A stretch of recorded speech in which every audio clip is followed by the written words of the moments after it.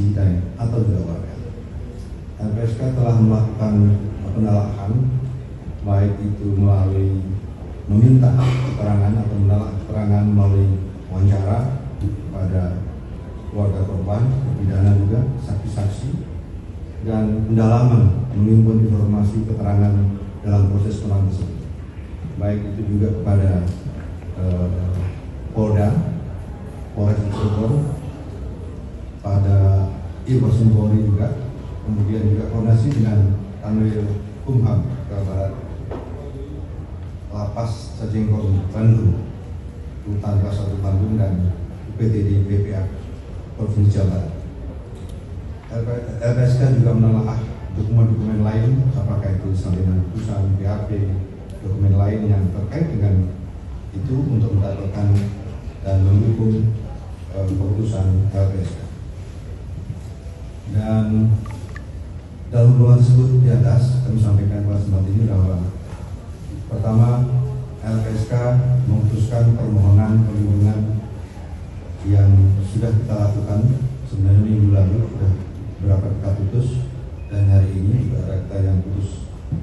Pertama adalah menerima permohonan perlindungan dari keluarga V, 5 orang, apakah itu inisial BO, MR, SA, SK maupun SL, berupa program bantuan rehabilitasi psikologis, dan ini juga kita kerjasamakan dengan Pemprov DP3 AKB Provinsi Jawa Barat melalui PTD PPA Provinsi Jawa Barat.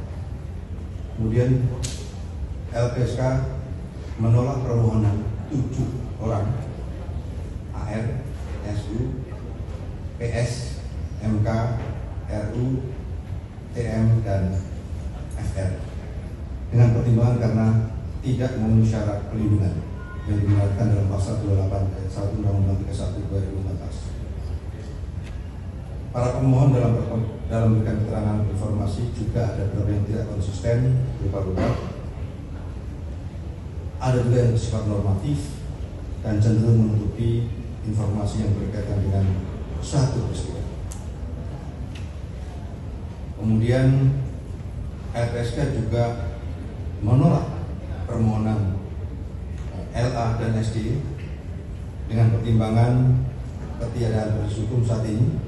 Rekan-rekan kemudian juga sudah mengikuti bagaimana putusan dalam ranah pra-peradilan, karena permohonan pra-peradilan juga pra-peradilan tersangka P, S telah dinyatakan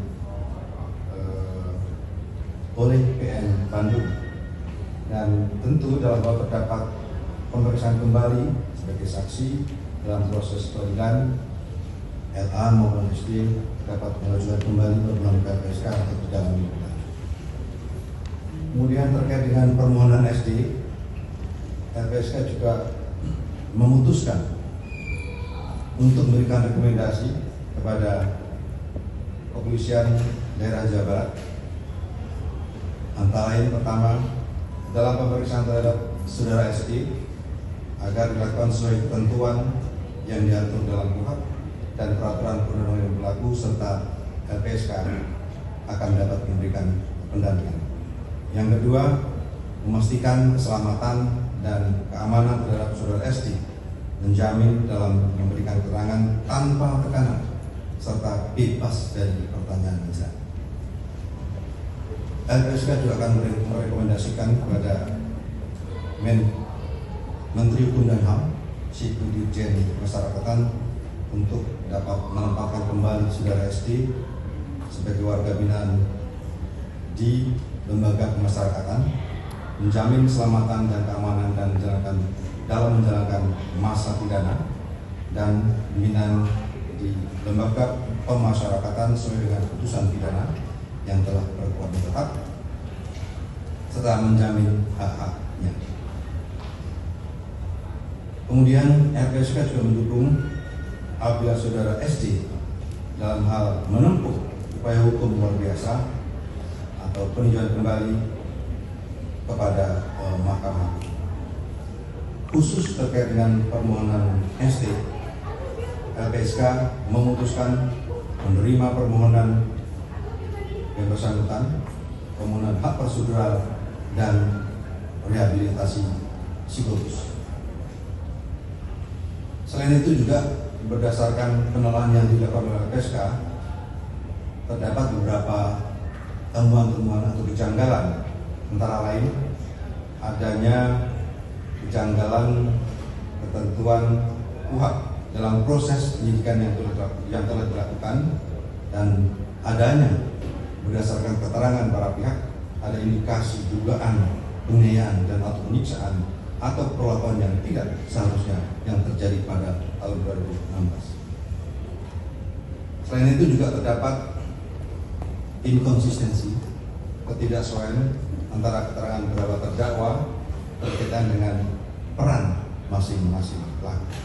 LPSK juga masih terus mendalami beberapa kejanggalan tersebut dan mudah-mudahan juga nantinya akan kita teruskan pada pihak.